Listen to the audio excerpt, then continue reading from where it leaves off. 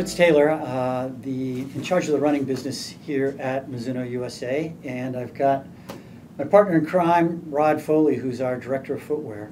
And we're here to talk to you today about a hot topic with a lot of runners, and that's, why do shoe companies, why does Mizuno change its shoes from time to time?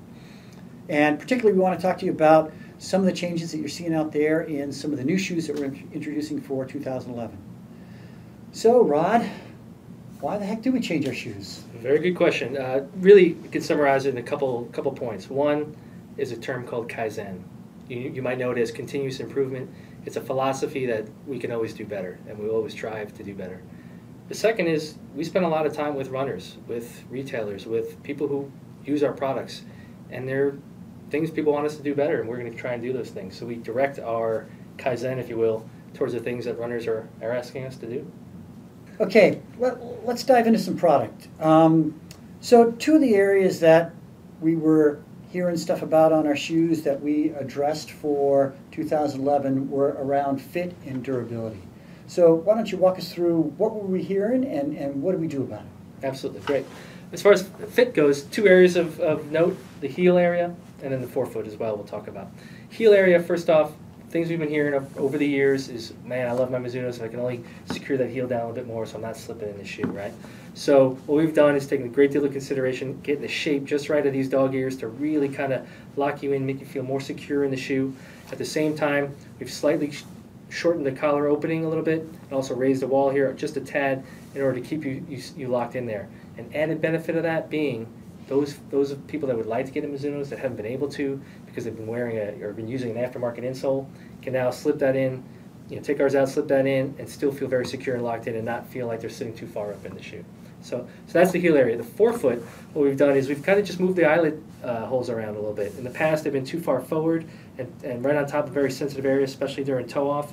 We've moved them back and in a little bit, take them off that area so you have a very nice kind of comfortable feel in the forefoot even during toe-off.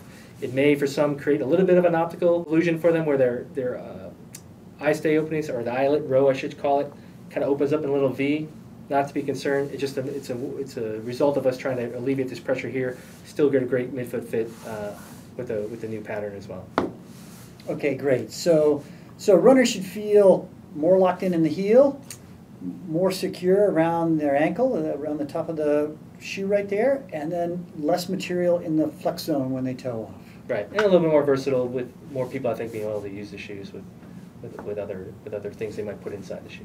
Great. Yep.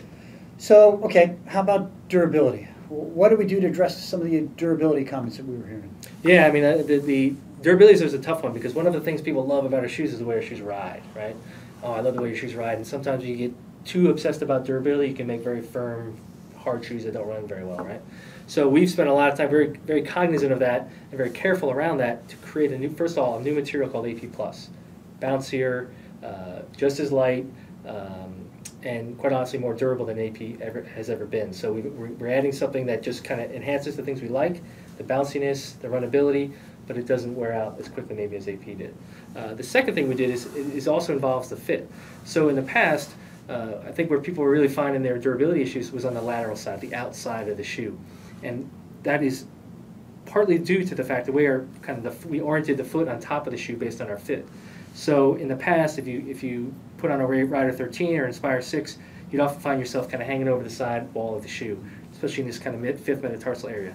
Well, by changing the fit slightly, we've centered the foot more on top of the midsole, putting the people away from the side of the sidewall of the shoe, again, taking some of that pressure off, enhancing durability.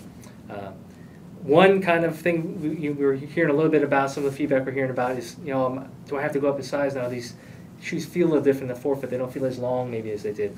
I think that's a direct result of this action that we took, this step we took. So in the past, your big toe was kind of sitting more down towards the middle of the shoe. We've moved it more towards the medial side where it should be, which means that maybe some people are going to need to go up a half size.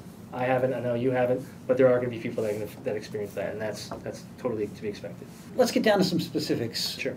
One of the comments we have been hearing early on is that people who are fans of the Rider 13 look at the Rider 14 and think, oh boy, you guys have really beefed that thing up. So have we indeed beefed it up, and if so, why'd we do that? No, yeah, it's more of a visual thing than anything, quite honestly. Since the Rider 2, those of you fans of the heritage of the Rider, the midsole profile has always been 24 millimeters in the heel, 12 in the forefoot. Rider 14, same exact profile. Quite honestly, it's a matter of beefing up some of the side walls of the shoe, so the midline, where you're standing on, completely the same. Sidewalls a little bit higher, and quite honestly, some of that, especially in the heel area, helps to lock the heel counter a little bit better. It keeps its shape a little bit better, so you have a more consistent fit. But other than that, it's more just a visual kind of appeal of the shoe versus functional difference between the 13 and 14. Right.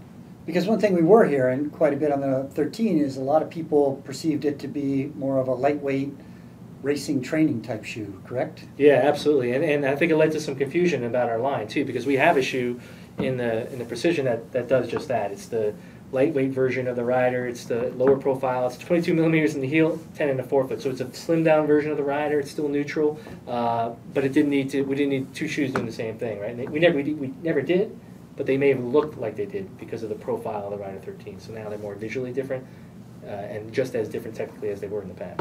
Right.